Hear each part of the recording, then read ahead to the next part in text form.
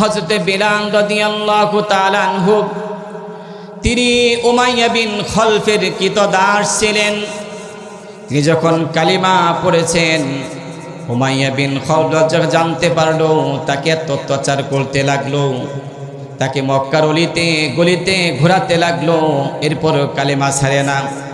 কারণ কালিমার স্বাদ যে একবার পাই সে কখনো কালিমা ছাড়ে না, সে জীবন দিয়ে দেয় কিন্তু কালিমা ছাড়তে রাজি হয় না। কথা বলেন ঠিক কিনা?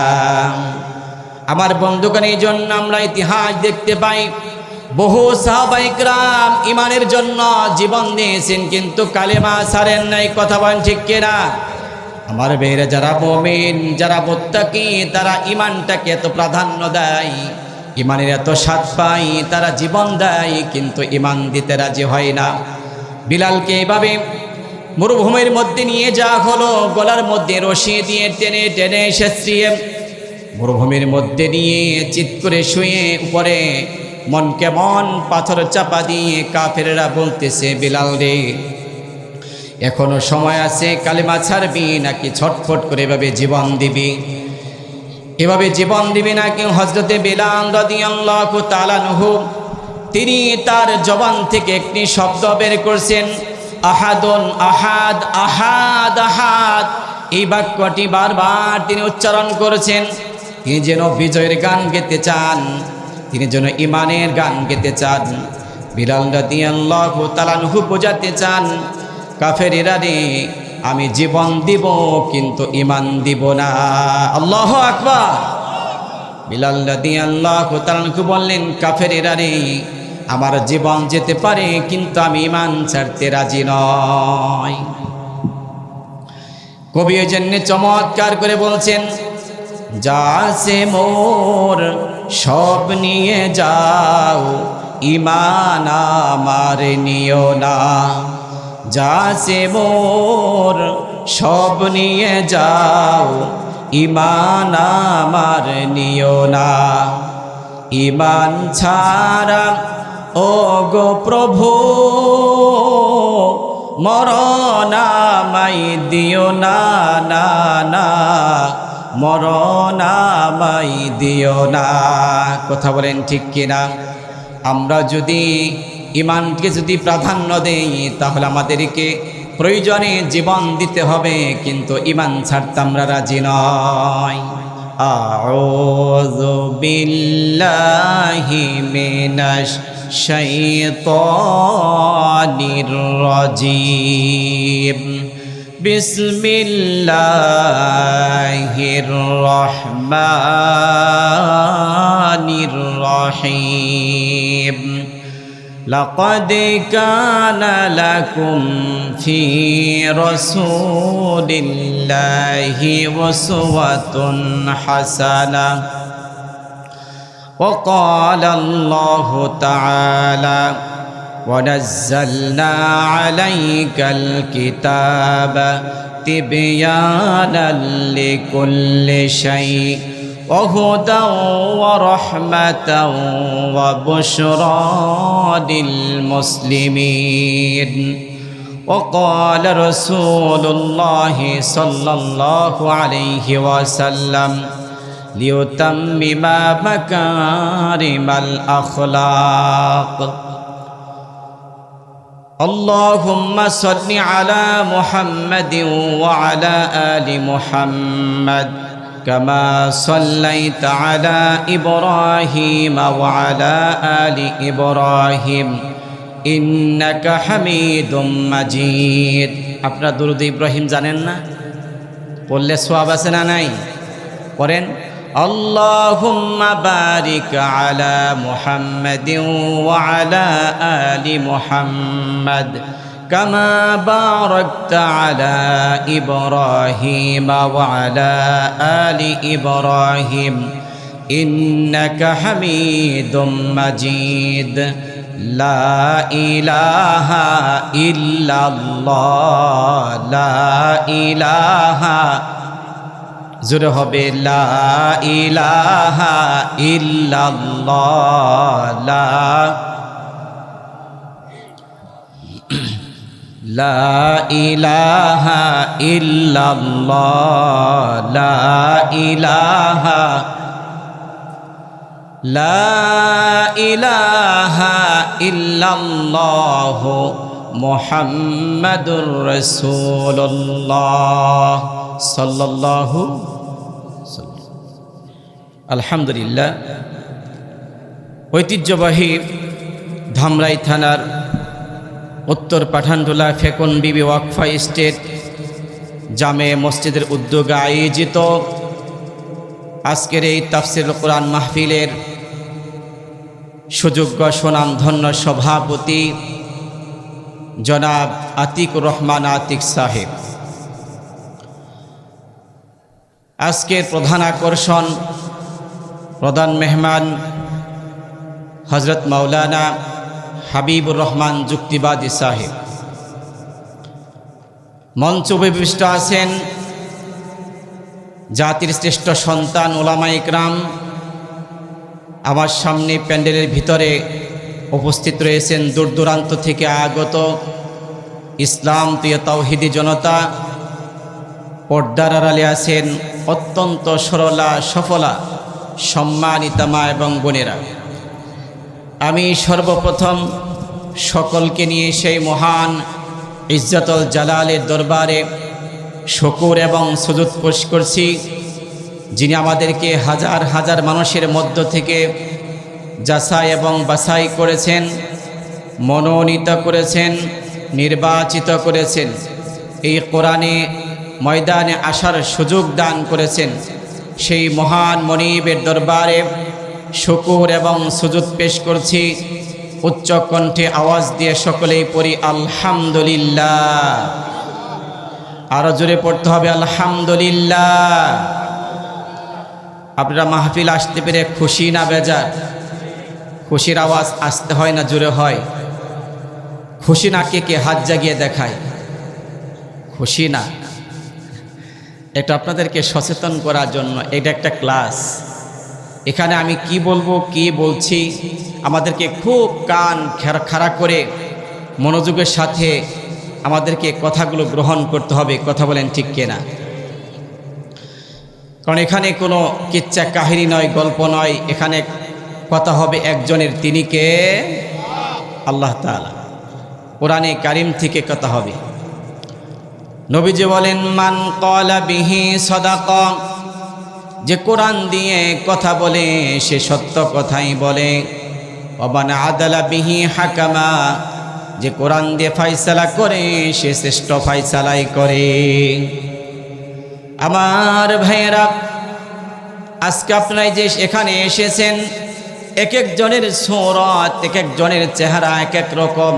এটা দান করেছেন কে? আল্লাহ তাআলা। এই যে দিয়েছেন এটা আল্লাহর নিদর্শন, এটা আল্লাহর কুদরত।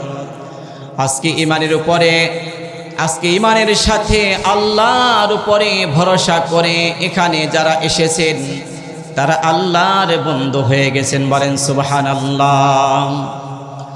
আমার ভাইয়েরা, আল্লাহ বলে ও গোলাম, তুমি জানোনি তুমি আমার কেমন কাছের, আমি তোমার কত কাছের, কেমন পরম বন্ধু তুমি জানোনি। আল্লাহ পাক ঘোষণা করেন আল্লাহু ওয়ালিয়ুল্লাযীনা আমানু ইউখরিজুহুম মিনায-যুলুমাতি ইলান-নূর। আল্লাহ বলে গোলাম রে, আমি আল্লাহর উপর ঈমান আনবে যারা, আমি আল্লাহর বন্ধু হয়ে যাবে তারা। সুবহানাল্লাহ। আমি আল্লাহর বন্ধু যদি হয়ে যাও গোলাম রে, তুমি জাহালাতের মধ্যে পড়ে থাকবে, বর্বরতার মধ্যে, অন্ধকারের মধ্যে না, এটা হতেই পারে না। আমি আল্লাহর বন্ধু যারা হবে তাদের কেমন অন্ধকার থেকে, ওই বর্বরতা থেকে আমি বের করে তাদেরকে জান্নাতের পথ, মুক্তির পথ তাদেরকে আমি দেখিয়ে দিব। সুবহানাল্লাহ। আমরা সেই আলোর পথে, মুক্তির পথে এসেছি, এটা জান্নাতের বাগান। কথা বলেন ঠিক কিনা? আমি দোয়া করছি যিনি আজকে এই মসজিদ, এই জায়গাগুলো দিয়ে এই জান্নাতের পরিবেশ ব্যবস্থা করে দিয়েছেন, আল্লাহর একজন বান্দি ফেকন বিবি, তার জন্য আল্লাহ তাআলা তার কবরখানা যেন জান্নাতের টুকরা বানায় দেয়। সকলে বলেন আমিন। আমার ভাইয়েরা, আরবের একজন বেদন সাহাবী, তিনি উট পালন করতেন। কি করতেন? উট পালন করতেন। আমরাও করি, আমরা গরু পালি, ছাগল পালি, অনেকে ভেড়া পালে, দুম্বা পালে, উট পালে অনেকেই।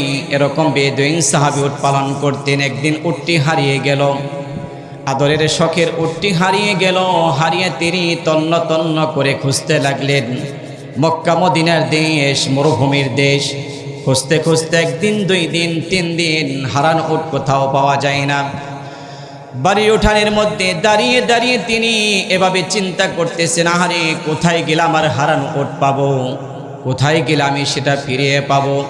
এমনি মান টাইমে তার সামনে 3 দিনের হারানো উট উপস্থিত হয়ে গেল। কথা বলেন ঠিক কিনা? আমার ভাইয়েরা বলেন তো, এখন উটটি 3 দিন পরে যখন পাওয়া গেছে, বান্দা খুশি হবে কি হবে না? কম না বেশি? একটু আস্তে কম, বেশি হবে। মুমিন যখন খুশি হয় প্রশংসা করে কার? আল্লাহর প্রশংসা করে। বান্দা খুশি হয়ে, উৎফুল্ল হয়ে, আত্মহারা হয়ে বান্দা ডাক দিয়েছে, ওগো আল্লাহ, আমার রব, আমি তোমার রব, তুমি আমার গোলাম। কথাটা বুঝে থাকলে বলেন, কথাটা ঠিক বলেছে না ব্যাঠিক বলেছে? ঠিক বলেছে? বোঝেন নাই? যেখানে বলবে আমার রব, আমি তোমার গোলাম, রবের জায়গায় গোলাম বানিয়ে দিয়েছে। কথা বলেন ঠিক কিনা? আল্লাহ বলে, গোলাম রে, তুমি তাল মাতাল হয়ে গেছো, 3 দিনকার হারানো উট পেয়ে তুমি এরকম হয়ে গেছো তাল মাতাল, কিন্তু আমি আল্লাহ তোমার অন্তরের খবর জানি, তোমার মনের খবর জানি। আমাদের অন্তরের মধ্যে, মনের মধ্যে কি আছে এটা জানেন কে? আল্লাহ বলে, গোলাম রে, তুমি 3 দিনকার হারানো উট পেয়ে তুমি খুশিতে আনন্দে আত্মহারা হয়ে গেছো, এই জন্য তুমি উল্টা পাল্টা বলেছ, তুমি পাগলামি করেছো। কিন্তু আমি আল্লাহ জানি, সামিউম বাসির, আমি তোমার মনের কথা, অন্তরের কথা সব আমি আল্লাহ জানি। এজন্য আমি তোমারটা মুখেরটা নিব না, আমি তোমার অন্তরেরটাই নিব। এখনো পর্যন্ত তোমার অন্তরের মধ্যে আমি আল্লাহ রব, আমি আল্লাহ সব এখনো রয়েছি। এজন্য তোমাকে আমি অন্তরেরটা তোমার গ্রহণ করে তোমাকে আমি ক্ষমা করে দিলাম। সুবহানাল্লাহ। আমার বন্ধুগণ, এজন্যে আল্লাহ তাআলা যদি কাউকে বন্ধু করে নেয়, ভালোবেসে নেয়, তার কোনো সমস্যা থাকতে পারে না। তাহলে আমাদেরকে আল্লাহকে বন্ধু বানানোর দরকার আছে না নাই? আমাদের আল্লাহ যদি বন্ধু হয়ে যায়, তাহলে দুনিয়া এবং আখিরাতে কল্যাণ দান করবেন কে? আমার ভাইয়েরা, বিশ্বনবী সাল্লাল্লাহু আলাইহি ওয়াসাল্লাম মক্কা থেকে হিজরত করে মদিনাতে চলে গেলেন। নবীজি সাহাবে একরামদেরকে বললেন, ও সাহাবীরা রে, আমি একটি মসজিদ নির্মাণ করতে চাই। সাহাবীরা একমত পোষণ করলেন, ঠিক আছে, আপনি মসজিদ নির্মাণ করুন। বিশ্বনবী সাল্লাল্লাহু আলাইহি ওয়াসাল্লাম তিনি মসজিদ নির্মাণ করার জন্য তিনি ভিত্তি স্থাপন করলেন। ভিত্তি স্থাপন করলেন। ভিত্তি স্থাপন করে কি দিয়ে? রড দিয়ে, বালি দিয়ে, সিমেন্ট দিয়ে বেশ করে কলম করা হয়। কথা বলেন ঠিক কিনা? নবীজি 4টি খেজুর ডালা নিয়ে 4 কোণে গার্ডেন ভিত্তি স্থাপন করলেন। মক্কা মদিনার দেশে খেজুর গাছ কম না বেশি? যারা ওখানে গিয়েছেন তারা দেখেছেন মক্কা মদিনাতে কত খেজুর গাছ, কি চমৎকার চমৎকার খেজুর। ওই খেজুরগুলো খেলেই প্রাণ জুড়িয়ে যায়। কথা বলেন ঠিক কিনা? নবীজি কি খেজুর গাছের ডালাগুলো গাড়লেন, মসজিদ নির্মাণ করার জন্য তিনি ভিত্তি স্থাপন করলেন। চতুর্দিকে খেজুর ডালা দিয়ে বেড়া দিলেন, উপরে একটি ছাউনি দিলেন, চমৎকার একটি ঘর হয়ে গেল, একটি মসজিদ হয়ে গেল। নবীজি ঘোষণা করলেন, সাহাবীরা রে, এটাই হচ্ছে মসজিদে নববী। এটা কি? মসজিদে নববী। এটা আল্লাহ নবী সাল্লাল্লাহু আলাইহি ওয়াসাল্লাম তিনি ঘর নয়, বাড়ি নয়, বিল্ডিং নয়, টরিকা নয়, তিনি স্থাপন করলেন আল্লাহর ঘর। কার ঘর? আল্লাহর। আমার ভাইয়েরা, আল্লাহর ঘর স্থাপন করলেন। সাহাবা একরামদেরকে বললেন, ও সাহাবীরা রে, এই যে ঘর নির্মাণ করলাম মসজিদে নববী, আর এই মসজিদের ইমাম এবং খতিব তোমাদের নবী। এটা কি সাধারণ নবী? रहमतुल लिल आलामीन सरदारी आज काउनाइन कमलीवाला प्यारा नबी लाओ गो सालाम कमलीवाला प्यारा नबी लाओ गो सालाम। আরেক জায়গায় কবি চমৎকার করে বলেছেন মোহাম্মদ মুস্তাফা সাল্লে আলা তুমি বাদশার বাদশাহ কামলিওয়ালা। নবীজিকে আল্লাহ তাআলা বাদশারও বাদশাহ বানিয়ে দিয়েছেন কে? নবীজি বলেন আনা সাইয়্যিদুল আদম, আমাকে আল্লাহ গোটা মানব জাতির গোটা আদমের নেতা করে বানিয়েছেন। সুবহানাল্লাহ বলবেন না? গোটা আদমের নেতা করে বানিয়েছেন। লা ফখরা লাহু, এরপর আমার মাঝে এই নেতৃত্বের আমার মাঝে কোনো অহংকার নেই, কোনো গর্ব নেই। আজকে যদি চেয়ারম্যানের গাড়ির ড্রাইভার হয় তাহলে এলাকায় দাপটের চলে থাকা যায় না। কথা বলেন ঠিক কিনা? আমি চেয়ারম্যানের ড্রাইভার, আছে না নাই? বিশ্বনবী বললেন লা ফখরা লাহু, আমাকে আল্লাহ গোটা আদমের নেতা করে পাঠিয়েছেন, কিন্তু আমার মাঝে কোনো ফখর নাই, অহংকারিতা নাই, গর্ব নাই। আবার নবীজি বললেন আনা সাইয়্যিদুল আদম ইয়াউমাল কিয়ামা, দুনিয়াতে আমাকে আল্লাহ নেতা করে বানিয়েছেন, কিয়ামতের ময়দানে আল্লাহ আমাকে নেতা করে উঠাবেন। সুবহানাল্লাহ। বিশ্বনবী সাল্লাল্লাহু আলাইহি ওয়াসাল্লাম তাকে আল্লাহ রাব্বুল আলামিন সর্বপ্রথম কবর থেকে উঠাবেন, কিয়ামতের ময়দানে সকল নবী রাসূল সুপারিশ করবে। তবে সবার আগে সর্বপ্রথম আমাদের নবী বিশ্বনবী সাল্লাল্লাহু আলাইহি ওয়াসাল্লাম তিনি সুপারিশ করবেন, আর আল্লাহ তার সুপারিশ গ্রহণ করবেন। আল্লাহ তার সুপারিশ গ্রহণ করে তার উম্মতদেরকে জান্নাত দান করবেন। বলেন সুবহানাল্লাহ। আমার বন্ধুগণ, সেই নবী সম্পর্কে একটি আয়াতে কারিমা তেলাওয়াত করেছি। সূরা আহজাবের 21 নম্বর আয়াতের প্রথমাংশ।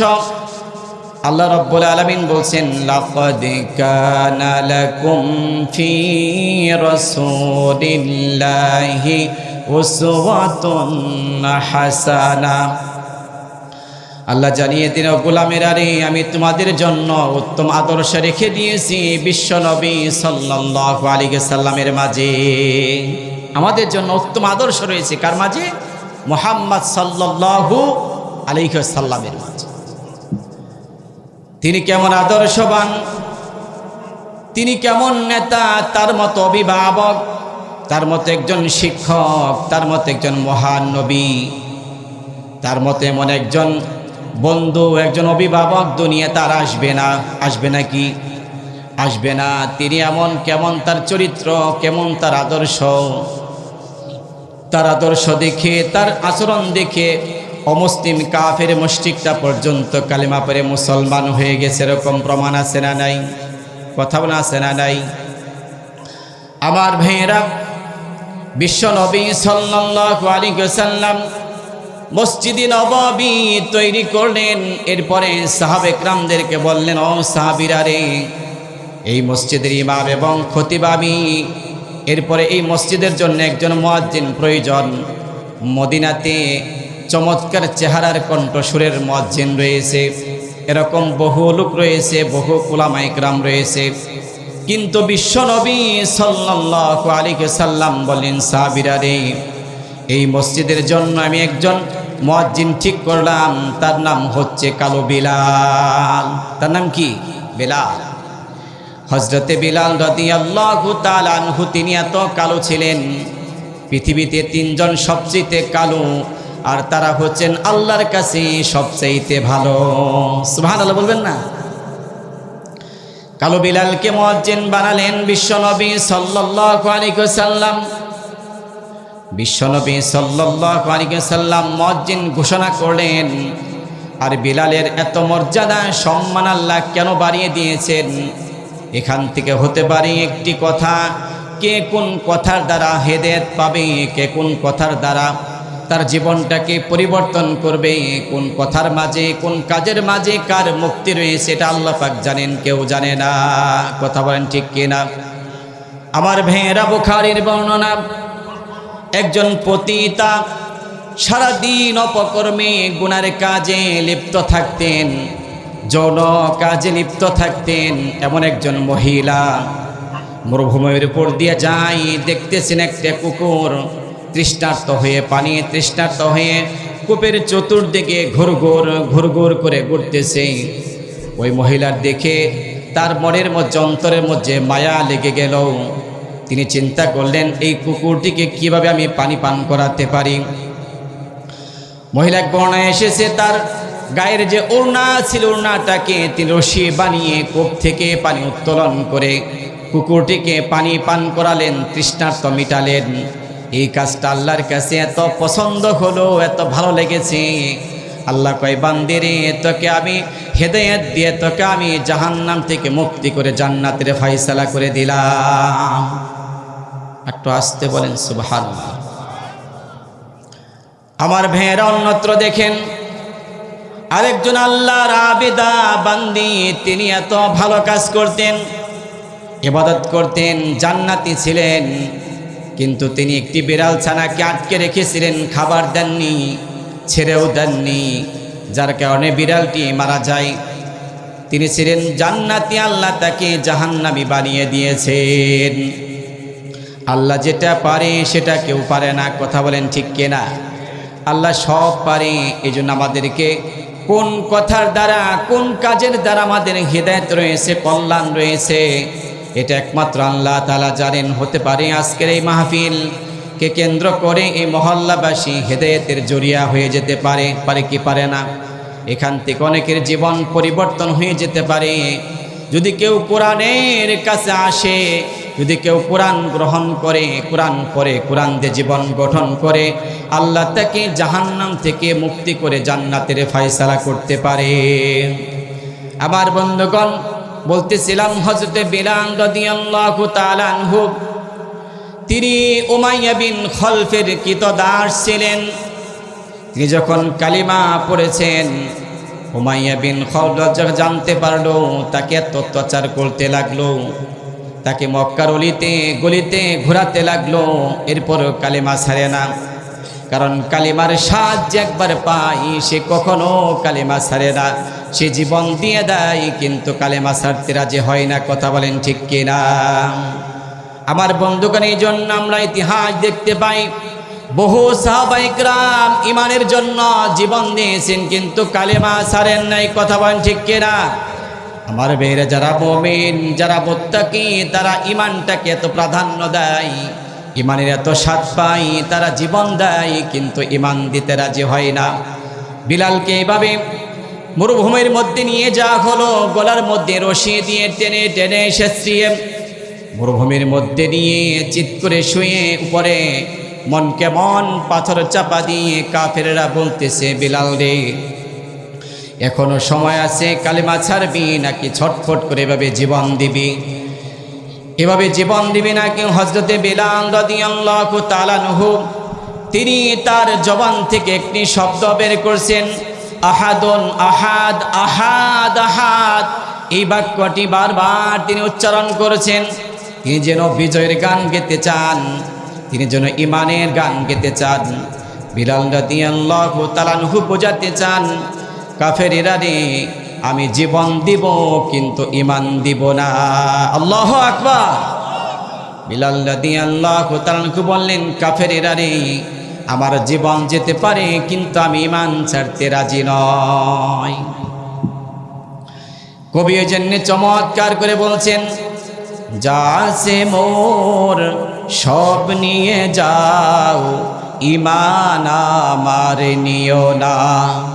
যা আছে মোর সব নিয়ে যাও, ইমান আমার নিও না। ইমান ছাড়া ও গো প্রভু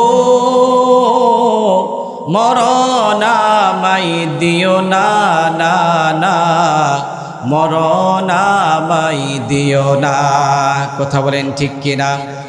আমরা যদি ইমানকে যদি প্রাধান্য দেই, তাহলে আমাদেরকে প্রয়োজনে জীবন দিতে হবে, কিন্তু ইমান ছাড়তে আমরা রাজি নয়। আমার বন্ধুগণ, আল্লাহ নবী সাল্লাল্লাহু আলাইহি ওয়াসাল্লাম তিনি কোরআন দিয়ে জীবন পরিচালনা করেছেন। যারা কোরআন দিয়ে জীবন গঠন করবে তারাই পেয়ে যাবে হেদায়েতের রাস্তা, তারাই পেয়ে যায় মুক্তির রাস্তা, তারাই পেয়ে যাবে কল্যাণের রাস্তা। আল্লাহ তাআলা হাদিসে কুরসিতে বলছেন, ইন্না হাযাল কুরআনি হাবলুল্লাহ ওয়া হুয়ান নূরুল মুবিন ওয়া শিফাউন নাফি' আবদুল লিমান তুমসিকা বিহি ওয়া নাজাতুল লিমান তাবি'আহু। এই কোরআন এমন একটি রশি, এই কোরআন এমন একটি রশি, এমন একটি রজ্জু, যারা কোরআন ধরবে, কোরআন হচ্ছে স্পষ্ট আলোর পথ, মুক্তির পথ, এটাই হচ্ছে জান্নাতের পথ। কে জান্নাতি আর কে জাহান্নামী তার দলিল হলো কোরআন। তার দলিল কি? আপনারা মনে হয় ঘুমিয়ে গেছেন, বিছানা করে দিব না জাগানা আছেন? তাকবীর দেওয়া যাবে? লিল্লাহে তাকবীর। হয় নাই, উমরের মতো হয় না। উমর যখন স্লোগান দিয়ে মক্কার সামনে গেত আর চতুর্পাশ থরথর করে কাঁপত, উমরের মতো ইমানের সাথে একবার তাকবীর দেন, লিল্লাহি তাকবীর। আমার ভাইরা বলতেছিলাম, এই কোরআনটা হলো এমন একটা আলো, এমন একটা নূর। এই কোরআন যারা ধরবে, এই কোরআন যারা অনুসরণ করবে, কোরআনের পথ যারা অনুসরণ করবে, কোরআন দিয়ে জীবন গঠন করবে, তারাই পেয়ে যাবে হেদায়েতের রাস্তা। আমার ভাইয়েরা, এই কোরআনটা আমরা বলি মুসলমানদের ধর্মীয় কিতাব। এই কথাটা আমাদের মনটা আরো বড় করতে হবে, ধারণা বড় করতে হবে। এই কোরআন কি শুধু মুসলমানের ধর্মীয় কিতাব না? এই কথাটা একেবারে ভুল না থাকলেও এখানে 50% ভুল আছে। যদি আপনি কোরআনটাকে ধর্মীয় কিতাব বলেন, তাহলে এটা তো অন্য কেউ পড়তে পারে না। কথা বলেন ঠিক কিনা? আল্লাহ বলেন, হুদাল লিন্নাস হুদাল লিল আলামিন। এই কোরআনটা গোটা মানব জাতির জন্য আমি রেখে দিয়েছি, গোটা মানব জাতির জন্যই হেদায়েত। আজকে মুসলিম, কাফের, মুশরিক, মুনাফিক, খ্রিস্টান আছে আজকে, যদি আজকে কালিমা পড়ে মুসলমান হয়ে যায়, ওকে জান্নাত দিবেন কে? কালিমা পড়ে যে মুসলমান হয়, কোরআন দিয়ে জীবন গঠন করে, জীবনটাকে পরিচালনা করে, তাহলে সে পেয়ে যাবে জান্নাতের রাস্তা এবং মুক্তির রাস্তা। কথা বলেন ঠিক কিনা? এটা শুধুমাত্র মুসলমানদের ধর্মীয় কিতাব নয়, এটা হুদাল লিল আলামিন, গোটা মানব জাতির হেদায়েতের কিতাব। এটা বিশ্ববাসীর কিতাব। এটা যারা অনুসরণ করবে, অনুকরণ করবে, মেনে চলবে, কোরআনের পথ যারাই ধরবে, তারাই পেয়ে যাবে মুক্তির পথ। কথা বলেন ঠিক কিনা? আল্লাহ রাব্বুল আলামিন ঘোষণা করেছেন, ওয়াতাসিমু বিহাবলিল্লাহি জামিআন ওয়া লা তাফাররাকু। তোমরা ঐক্যবদ্ধভাবে, সংঘবদ্ধভাবে, মজবুতভাবে তোমরা কোরআনকে তোমরা আঁকড়িয়ে ধরো। কার কথা?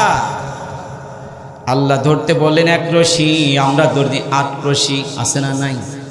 21 রশি, 19.5 রশি, 19.5। এটা পূর্ণ 20 রশি আর পূর্ণ হয় নাই, 19.5 রয়ে গেছে। কিন্তু আল্লাহ বলছেন কয় রশির কথা? এখন আপনারা কি 1 রশি ধরবেন না 19 রশি ধরবেন? কয় রশি? 1 রশি। এই রশির মাথা, একটা রশির মধ্যে মাথা থাকে কয়টা? কথা বলেন না কেন? কয়টা? 2টা মাথা থাকে একটা রশির। এই কোরআন নামক রশি যারা ধারণ করবে, যারা মজবুত করে ধরবে, এই রশির এক মাথা আল্লাহ তাআলার কাছে রয়েছে, আর এক মাথা জমিনের মধ্যে।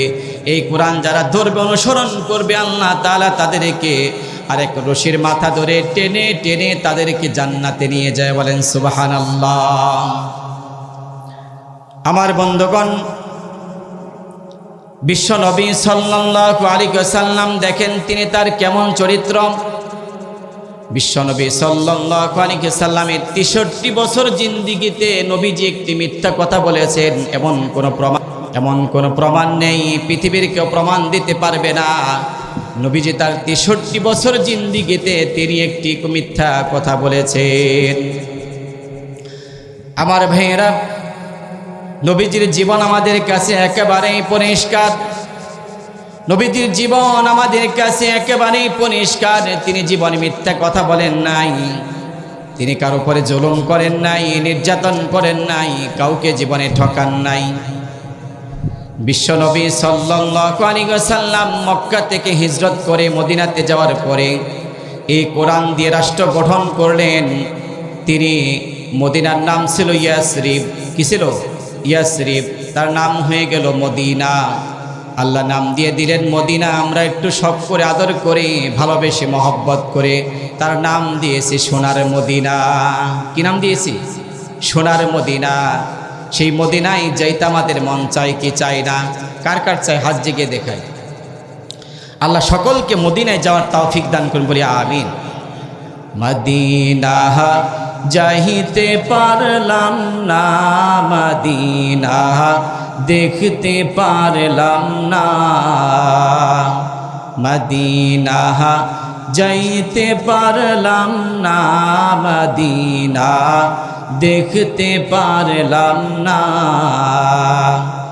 আমি অসহায় তাই এত দূরে রই, আমি অসহায় তাই এত দূরে রই, শুধুই সালাম জানাই, মদিনা যাইতে পারলাম না, মদিনা দেখতে পারলাম না। সেই ইয়াসরিব মদিনা হয়ে গেল। ওই মদিনাতে আগে অন্যায় পাপাচার ছিল কি ছিল না? খুন খারাপি, দর্শন, জিনা, ব্যভিচার, অত্যাচার, জুলুম, নির্যাতন সবই ছিল। যখন কোরআন দিয়ে পরিচালনা করলেন আল্লাহ, ওই সমাজটাকে, রাষ্ট্রটাকে একেবারে সোনায় পরিণত করে দিলেন। কথা বলেন ঠিক কিনা? সোনার মদিনা। ওখানে আপনি যদি যান দেখবেন ওখানে কোরআন থাকার কারণে, কোরআন মানার কারণে সাহাবে কেরাম বললেন, ও নবীজি, আমরা আর মন গড়া জীবন চালাতে চাই না, আমরা কোরআন অনুসরণ করে আমাদের জীবনটা পরিচালনা করতে চাই। নবীজি রাষ্ট্রভাবে কোরআনটাকে রাষ্ট্র পর্যায়ে নিয়ে গেলেন। কোরআনের আইন দিয়ে এবার চলে, দেশ চলে চমৎকারভাবে। এজন্য মদিনাতে কেউ যদি স্বর্ণের ব্যাগ বাহিরে রেখে নামাজে চলে যায়, ওই স্বর্ণের ব্যাগও কেউ চুরে নাই না, নাই কেউ নাই না। আমাদের এই বাংলাদেশ, এটা ছিল পূর্ব পাকিস্তান। কি ছিল? পূর্ব পাকিস্তান। আমরা এক সাগর রক্ত দিয়ে 1971 সালে স্বাধীন করে তার নাম দিয়েছি বাংলা। আমরা একটু মহব্বত করে ভালোবাসি, তার নাম দিয়েছি সোনার বাংলা। কথা বলেন ঠিক কিনা? মক্কা মদিনায়, মদিনাতে আপনি সোনার মদিনায় স্বর্ণের ব্যাগ বাহিরে রেখে মসজিদে নামাজে যাই, মুসল্লি নামাজিরা স্বর্ণ চুরি হয় না। আর বাংলাদেশে যদি এক জোড়া জুতা নতুন থাকে বাহির রেখে নামাজে গেলে জুতা থাকে না। কথা বলেন ঠিক কিনা? আছে না? নাই? জুতা থাকে, জুতার টেনশনের নামাজই হয় না। তাহলে দেখেন পার্থক্যটা কোথায়? ওটা সোনার মদিনা, এটা সোনার বাংলাদেশ। কারণটাকে ওখানে স্বর্ণের ব্যাগ, মনকে মন সোনা, কেউ চুরে নাই না। যখন আজান হয়ে যায়, মুয়াজ্জিন যখন আজান দেয়, হাইয়া আলাস সালাত,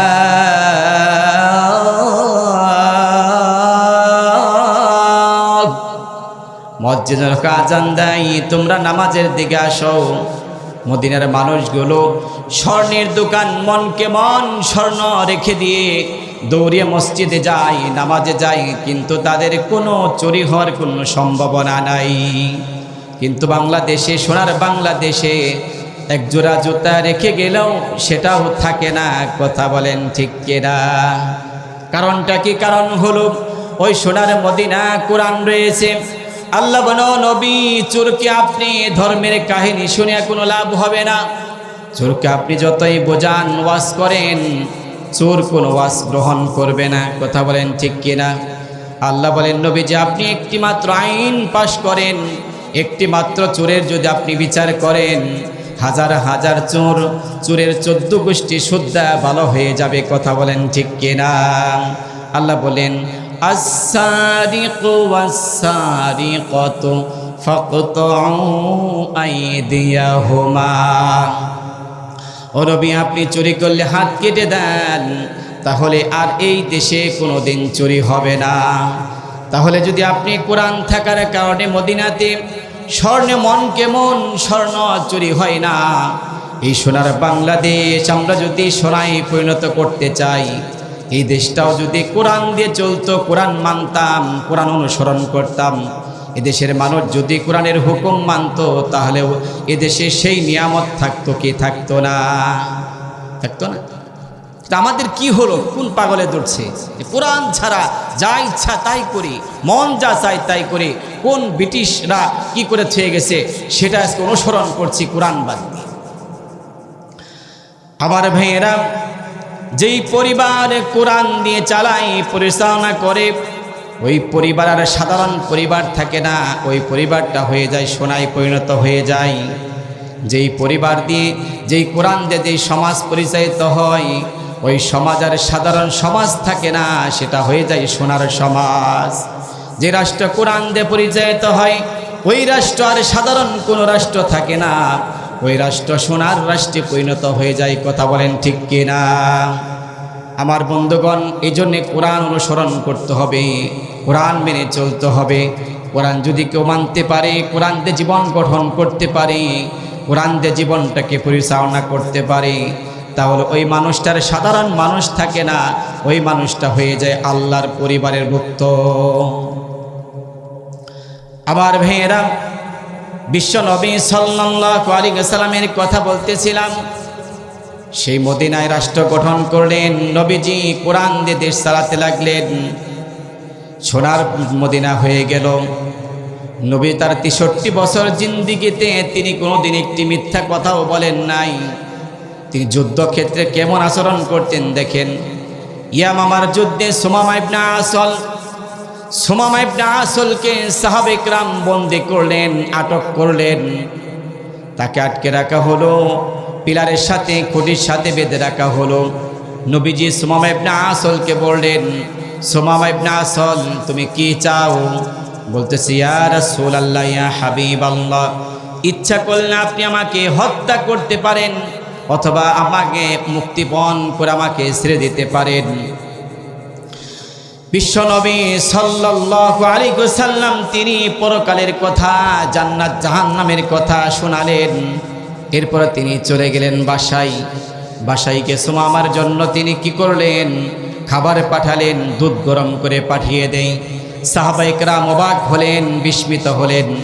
যুদ্ধক্ষেত্রে থেকে কাফিরকে বন্দী করেছি, নবীজি হয় তাকে বিচার করবেন, হত্যা করবেন, না হয় মুক্তিপণ আদায় করে ছেড়ে দিবেন। কিন্তু তা দেখা যায় না। নবীজি তাকে জামাই আদরে তাকে আপ্যায়ন করতেছে। সাহাবায়ে কেরাম অবাক। বিশ্ব নবী দ্বিতীয় দিন আসলেন, ও সুমামা, তুমি কি চাও? সুমামার জবাবে কি? তৃতীয় দিন নবীজি আবার আসলেন, বললেন, সুমামা রে, তুমি কি চাও?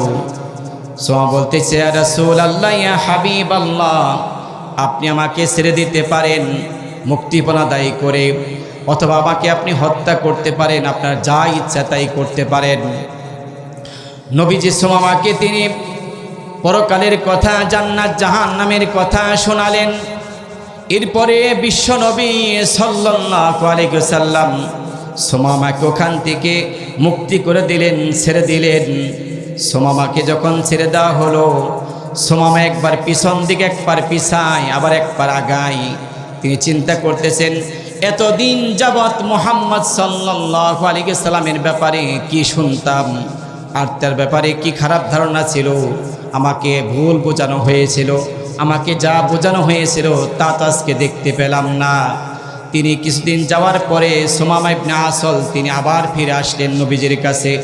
বলেন, ইয়া রাসূলুল্লাহ, ইয়া হাবিবাল্লাহ, আমার জীবনের আমি ভুল বুঝতে পেরেছি।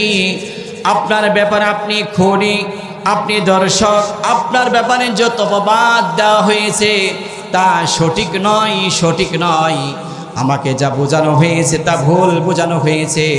আমি আমার ভুল বুঝতে পেরেছি। আপনি নবী, আপনি আল্লাহর পক্ষ থেকে প্রেরিত হয়েছেন। আপনি নবী, সত্য, আপনার কাছে কিতাব এসেছে, এটা সত্য। আমাকে আপনি কালিমা পড়ে মুসলমান বানিয়ে দেন। লা ইলাহা ইল্লাল্লাহু মুহাম্মাদুর রাসূলুল্লাহ সাল্লাল্লাহু আলাইহি ওয়াসাল্লাম। লা ইলাহা ইল্লাল্লাহ, লা ইলাহা ইল্লাল্লাহ, জোরে লা ইলাহা ইল্লাল্লাহ।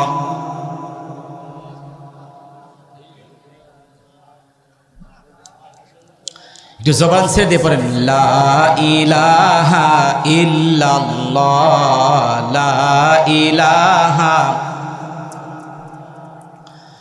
আল্লাহু নাম যতই জপি ততই মধুর লাগে, নামে এত মধু থাকে, নামে এত মধু থাকে, কে জানে তো আগে। লা ইলাহা ইল্লাল্লাহ,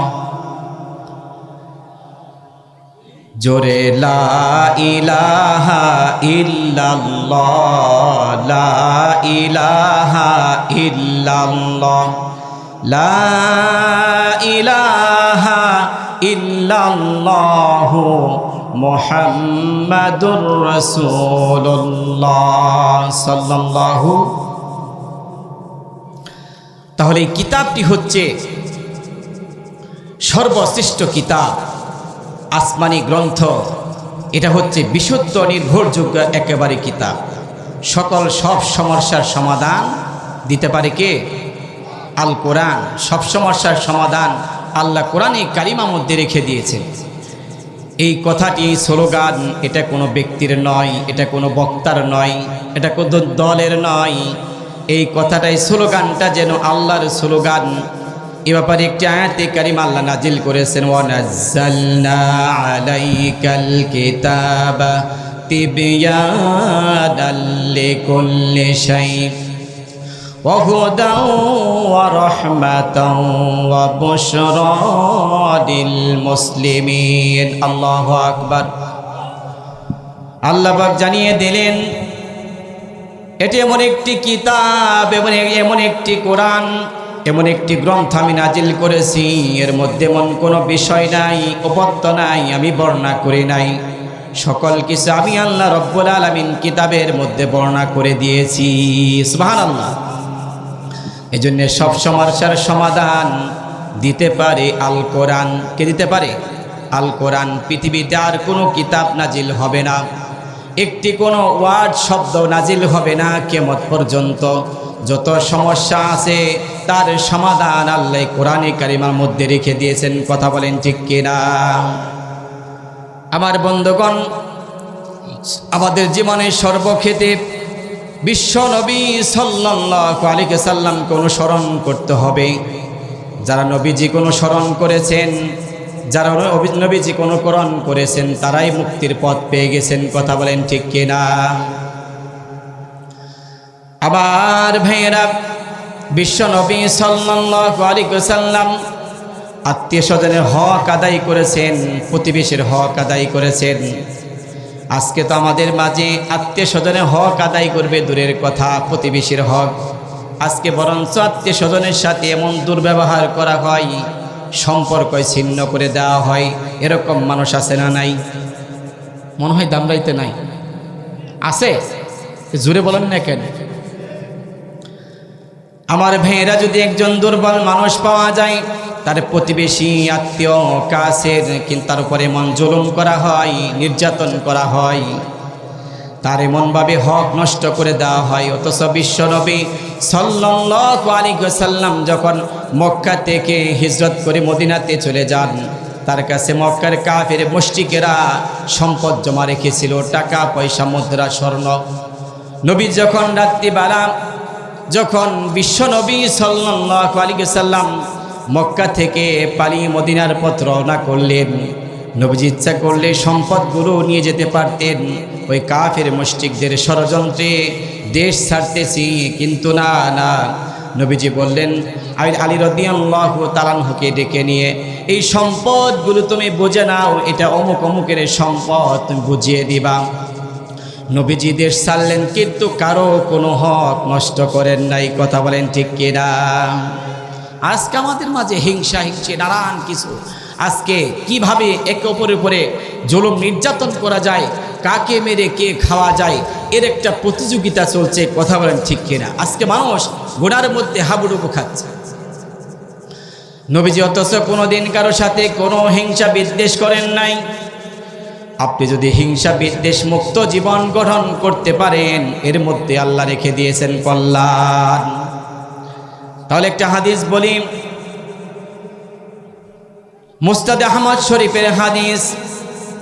আল্লাহ নবী সাল্লাল্লাহু আলাইহি ওয়াসাল্লাম একবার তিনি সাহাবে কিরামদেরকে নিয়ে বসা মজলিসের মধ্যে তিনি বলতেছেন, ও সাহাবীরা রে শোনো, তোমাদের মাঝে একজন এমন একজন বান্দা আসবে, এখানে বসবে, যিনি হচ্ছেন জান্নাতি। সুবহানাল্লাহ বলবেন না? সাহাবায়ে কেরাম এই কথা শোনার পর অবাক হয়ে গেলেন, বিস্মিত হয়ে গেলেন। কে আসবে? তিনি জান্নাতি, নবী যার নাম জান্নাতি বলে ঘোষণা করলেন। সাহাবায়ে কেরাম তাকিয়ে আছেন সে ব্যক্তিটিকে, দেখতে পেলেন সাহাবায়ে কেরাম কিছুক্ষণের মধ্যে একজন আনসারের সাহাবী তিনি এসে বসলেন ওই জায়গাটির মধ্যে। তখন সাহাবীদের মাঝে, সকলের মাঝে আফসোস দেখতে লাগলো, আরে আনসারি সাহাবী, এই সাহাবী আনসারি ভাই কি আমল করে যার নাম নবীজি জান্নাতি বলে ঘোষণা করলেন। আমার বন্ধুগণ, বিশ্বনবী সাল্লাল্লাহু আলাইহি ওয়াসাল্লাম আবার আরেকদিন দ্বিতীয় এরকম ভাবে জলসা করছিলেন, সাহাবে কিরামদেরকে নিয়ে বসে কথা বলছিলেন, আলোচনা করতেছিলেন। এই যে আমরা আজকে কোরআনের কথা, হাদিসের কথা আলোচনা করছি, এরকম ভাবে বসে তিনি আলোচনা করছেন। তার মাঝে নবীজি বলে ফেললেন, ও সাহাবীরা রে শোনো, এখন তোমাদের মাঝে এমন একজন বান্দা, এমন একজন ভাই তোমাদের এখানে এসে বসবেন, আসবেন, যিনি হচ্ছেন জান্নাতি। ভালো বলবেন না? এবার সাহাবে একরাম অবাক হলেন।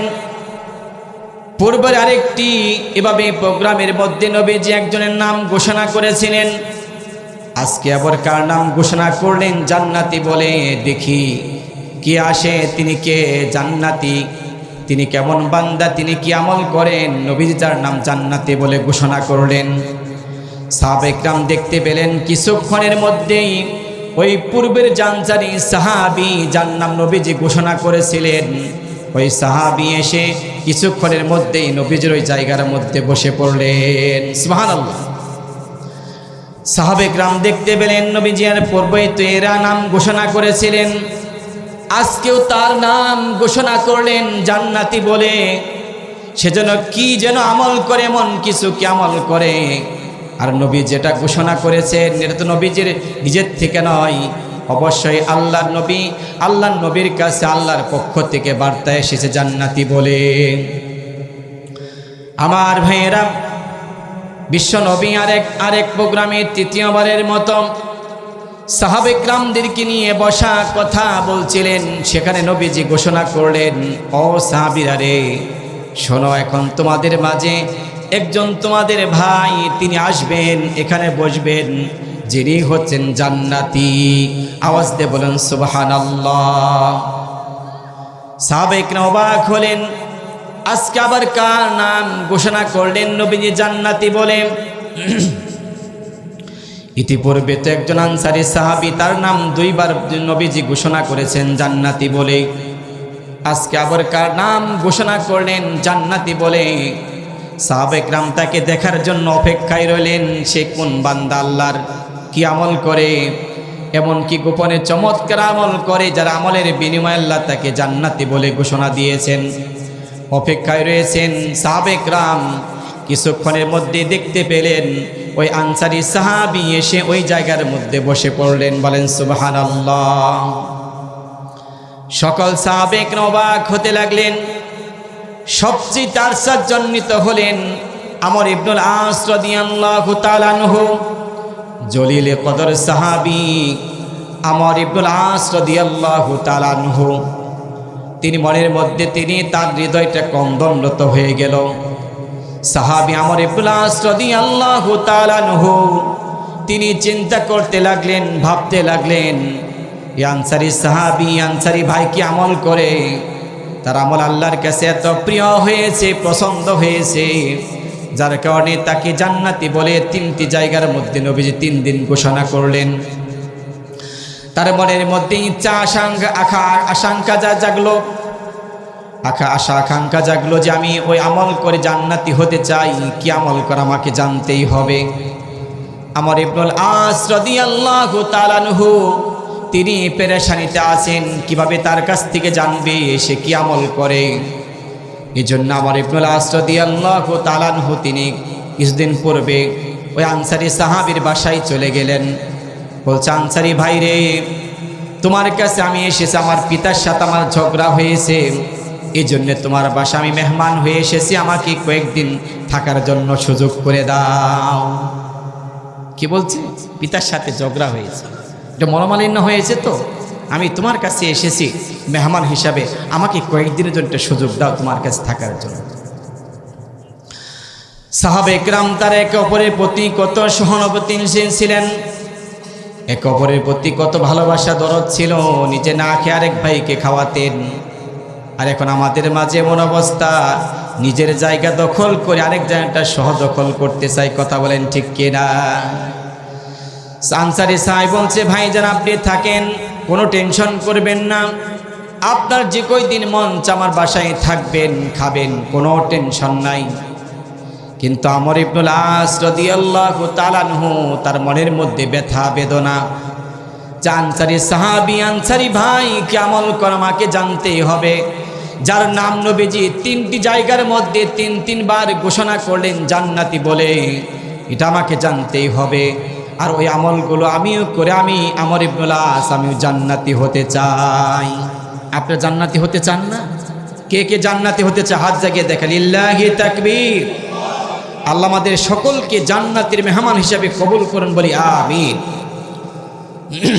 আমার বন্ধুগণ, আমর ইবনুল আস রাদিয়াল্লাহু তাআলা আনহু তিনি থাকতে লাগলেন, তিনি আনসারী সাহাবীর বাসায় খেতে লাগলেন, আর প্রত্যেকটা মুহূর্ত আনসারীকে ফলো করতে লাগলেন, দেখতে লাগলেন তিনি কি আমল করে, কি কাজ করে, কি কাজ করে, সে কি আমল করে, কি নেক আমল করে, ওদিকে লক্ষ্য করতে লাগলেন। কিন্তু 1 দিন 2 দিন 3 দিন চলে গেল, আমর ইবনুল আস রাদিয়াল্লাহু তাআলা আনহু তিনি ওই আনসারী সাহাবীর মাঝে ব্যতিক্রম কোনো কিছুই দেখতে পেলেন না।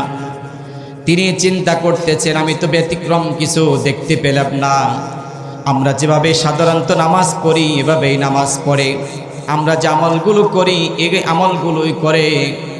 আমার ভাইয়েরা, আমর ইবনুল আস রাদিয়াল্লাহু তাআলা আনহু তিনি ভাবতে লাগলেন, আনসারী সাহাবী হয়তো গোপনে কোনো ভালো, কোনো উত্তম কোনো আমল করে থাকেন। 3 দিন পর আমর ইবনুল আস রাদিয়াল্লাহু তাআলা আনহু তিনি জিজ্ঞাসা করতেছেন আনসারী সাহাবীরে, ও আনসারী ভাই, আমি তোমার কাছে এসেছিলাম, আসলে আমার পিতার সাথে কোনো ঝগড়া হয় নাই, কোনো মনোমালিন্য হয় নাই, তোমার নাম নবীজি 3টি জায়গার মধ্যে 3 বার জান্নাতি বলে ঘোষণা করেছেন, এটা তো নবীজি নিজের থেকে মন গড়া কোনো কথা বলেন নাই, অবশ্যই নবীজির কাছে আল্লাহর পক্ষ থেকে বার্তা এসেছে, আল্লাহ জানিয়ে দিয়েছেন, এই জন্যই তোমার নামটা জান্নাতি বলে ঘোষণা করে দিয়েছেন। কথা বলেন ঠিক কিনা? আমার ভাইয়েরা, আমার ইবনুল আস বলতেছে, জান্নাতি আনসারী সাহাবীরে, তুমি এমন কি আমল করো আমাকে বলে দাও, তুমি যে আমলগুলো করো আমলগুলো আমিও করে, আমি আমর ইবনুল আস আমিও জান্নাতি হতে চাই। সুবহানাল্লাহ বলবেন না? আনসারী সাহেব বলতেছে, ভাই আমি ব্যতিক্রম কোনো কিছু আমল করি না, আমি আপনাদের মতো যেভাবে নামাজ পড়েন, যে আমলগুলো করেন আমিও সে আমলগুলোই করে থাকি, তবে আমি প্রতিদিন একটি কাজ করি, যখন আমি ঘুমাতে যাই আমি আমার বিছানায় পিঠ লাগানোর পূর্বে আমি প্রতিদিন একটি কাজ করি, সারাদিন আমার চলতে ফিরতে উঠতে বসতে হাটে বাজারে লোকজনের সাথে দেখা সাক্ষাতে যত জায়গায় যাই, যতজনের সাথে চলি ফিরি, কারোর সাথে দুইটা কথা কাটাকাটি হতে পারে। আমি কারো মাধ্যমে আমি একটু ব্যথা বেদনা পেতে পারি, মনের মধ্যে আঘাত কষ্ট লাগতে পারে। হয় কি হয় না? হয় না? আমরা হাটে বাজারে যাই, দোকানে কেনাকাটা করি, দোকানদারের সাথে মাঝে মাঝে কথা তর্ক বিতর্ক হয়ে যায়, হয় না? হয়ে যায়। এরকম হয়ে যায়, একজন আরেকজনের সাথে একটু মন মালিন্য হয়ে যায়। এরকম হয়। আনসারী সাহেব বলতেছে, ভাই আমি যখন ঘুমাতে যাই প্রতিদিন রাত্রিবেলা, আমার যখন পিঠটা বিছানায় ঠেকাতে যাই, তার পূর্বে আমি একটি কাজ করি, সেটা হলো আমার সাথে সারাদিন যার সাথে কারো সাথে কোনো মনোমালিন্য হয়ে থাকলে, মনের মধ্যে কোনো ব্যথা বেদনা পেয়ে থাকলে, আমি কারো প্রতি কোনো কষ্ট পেয়ে থাকলে, এই ব্যথা বেদনা সকলকে ক্ষমা করে দিয়ে আমি আমার মনের মধ্যে কোনো হিংসা বিদ্বেষ না রেখে, রাগ গুসা না রেখে আমি কি করি, সমস্ত কিছু ধুয়ে মুছে দিয়ে পুত পবিত্র করে আমার আত্মাকে আত্মশুদ্ধি করে পরিশুদ্ধ করে এরপর আমি আমার বিছানায় ঘুমাতে যাই। একটু আওয়াজ দিয়ে বলবেন না সুবহানাল্লাহ? আর আমাদেরকে যদি কেউ একটু কষ্ট দেয়, আমরা বলি বেটা 36 বছর 3 যুগ বা 36 বছর পরে হলের প্রতিশোধ গ্রহণ করব, আছে না নাই? 36 বছর যদি পার হয়, এরপর তার প্রতিশোধ গ্রহণ করব। আনসারী সাহাবী বলতেছে, না আমি কারো প্রতি কোনো রাগ গুসা রাখি না, সমস্ত কিছু ধুয়ে মুছে দিয়ে পর আমি ঘুমাতে যাই। এই কাজটা আমি করি।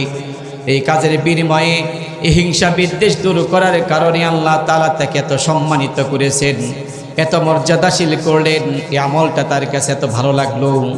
আল্লাহ তাআলা নবীজিকে জানিয়ে দিয়েছেন, ও নবীজি, আপনার আনসারী সাহাবী তাকে আমি জান্নাতি বলে ঘোষণা করে দিলাম। সুবহানাল্লাহ। আজকে হিংসা বিদ্বেষে ভরপুর হয়ে গেছে। কার কীভাবে ক্ষতি করবে এই টেনশনে মানুষ থাকে। কথা বলেন ঠিক কিনা?